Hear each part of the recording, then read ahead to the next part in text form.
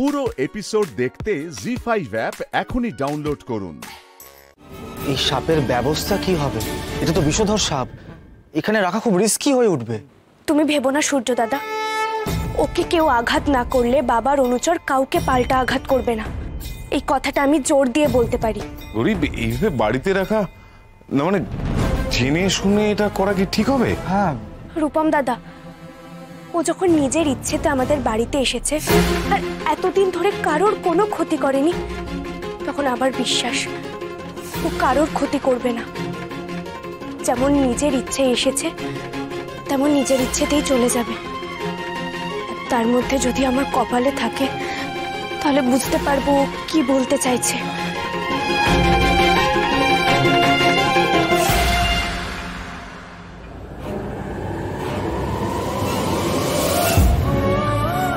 ডাক্তারবাবু, তুমি তো দেখছি কিচ্ছু বোঝো না গৌরী। মানে কি বুঝবো ডাক্তারবাবু? আমি তোমাকে কতটা বুদ্ধিমতী ভাবতাম সেটা তুমি জানো গৌরী। আগে যেগুলো তোমার বোঝার কথা নয় সেগুলোও বুঝে যেতে, আর এখন যেটা তোমার নিজের ফিল করার কথা, নিজের সব কিছু দিয়ে যেটা অনুভব করার কথা, তুমি সেটাই বুঝতে পারছো না। আমি কিন্তু তোমার থেকে এটা আশা করিনি গৌরী। তুমি কি বলছো ডাক্তারবাবু? আমি সত্যিই কিছু বুঝতে পারছি না। তুমি আগে আমাকে বলো তো, তুমি আমাকে একা ফেলে কেন চলে গেলে? হ্যাঁ, কেন চলে গেলে বলো? আমি একা একা কি করব বলো তো? একা কোথায় তুমি?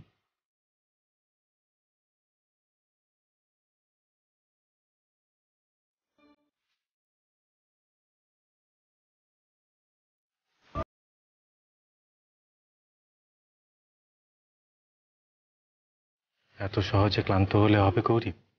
হাল ছেড়ে দিলে চলবে? আমার জন্য তোমাকে তো আর একটু ধৈর্য ধরতে হবে গৌরী। এত সহজে হতাশ হয়ে গেলে কি করে হবে? ধৈর্য ধরো গৌরী, হতাশ হয়েও না। ডাক্তারবাবু, কোথায় ডাক্তার?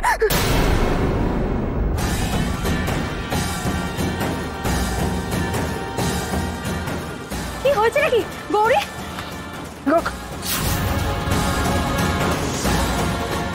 একে গৌরী, সাপ, ও পেটের উপর সাপ। আরে তোমরা দাঁড়িয়ে আছো কেন? কিছু একটা করো। না না না, তোমরা কিচ্ছু করো না, ও নিজে থেকেই চলে যাবে। সর্পরাজ, সর্পরাজ, তুমি বারবার আসছো, আমাকে কি বলতে চাইছো গো? তুমি কি ইঙ্গিত দিচ্ছ আমাকে? স্পষ্ট করে বলো না, আমি কিচ্ছু বুঝতে পারছি না।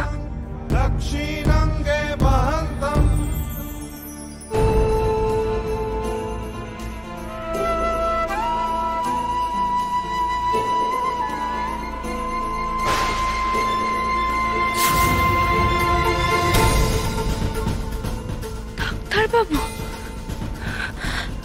সর্পরাজ, তুমি কি আমায় ডাক্তারবাবুকে নিয়ে কিছু বলতে চাইছো?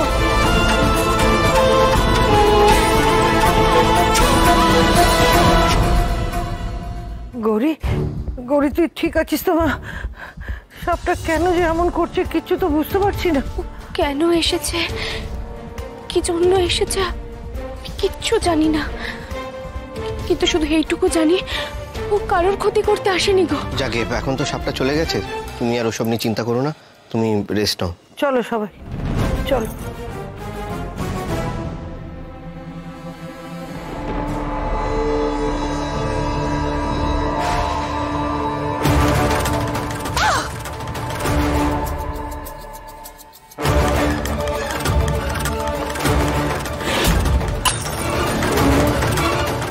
সব গৌরীর জন্য। গৌরীর জন্য বাবার কাছে আমাকে বারবার অপমানিত হতে হচ্ছে, বারবার। আমি আর সহ্য করবো না, সহ্য করবো না। একি একি তোমার হাত কাটলো কি করে? মা, দেখি দেখি দেখি, ইস, এ বাবা, কত রক্ত বেরোচ্ছে। চলো চলো চলো, ডাক্তার কাছে চলো। না না না, যা যা কেটেছে হাসপাতালে যেতে হবে মনে হচ্ছে। হে ভগবান, আমার শরীরের কি হলো? চলো চলো চলো। ছাড়ো আমাকে। রক্ত, এইটুকু রক্ত, এইটুকু রক্ত কিচ্ছু না। আমার ভেতরে রক্তক্ষরণের যে যন্ত্রণা সেটা আমি কাউকে বোঝাতে পারছি না, কাউকে না। শৈল, গৌরী মরেনি বলে তুমি কষ্ট পাচ্ছ তো? আর তোমার বাবা যে তোমাকে মারলো তার জন্য তোমার কষ্ট হচ্ছে? না না, মানে আমি ওইভাবে কথাটা বলতে চাইনি। আমি মানে বলতে চাইছি যে তোমার বাবা কাজটা ঠিক করেননি, মানে অন্যায় করেছেন। দেখো তুমি তো আর ছোট নও, এখন বড় হয়ে গেছো, তোমাকে এইভাবে শাসন করাটা মানে উচিত হয়নি। আমি যখন ছোট ছিলাম বাবা কোনোদিনও কখনো আমার গায়ে হাত তোলেনি, কখনো না। আমি তো তখন থেকেই সইল মা। যবে থেকে ওই গৌরী এই বাড়িতে এসেছে তবে থেকে সমস্ত কিছু ওলট পালট হয়ে যাচ্ছে। আমার সাম্রাজ্য ভেঙেছে আর কার হয়ে যাচ্ছে।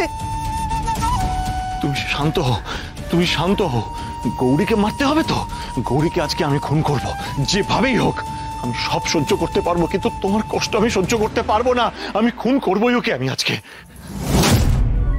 কি হলো? না, ওকে এভাবে মারবো না। বাবা বারণ করেছে তো গৌরীকে মারতে, মারবো না ওকে।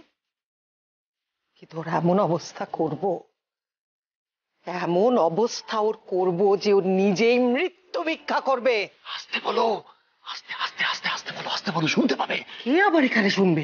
তোমার ঘরে ভূত আছে। ভূত? হ্যাঁ হ্যাঁ, আরে আমি তোমার ঘরে দাঁড়িয়ে যখন গৌরীকে মারার কথা বলছিলাম না, তখন কে একজন আমাকে এমন আচার দিল যে আমার তখন থেকে মাথা হাত পা সব ঝনঝন ঝনঝন করছে।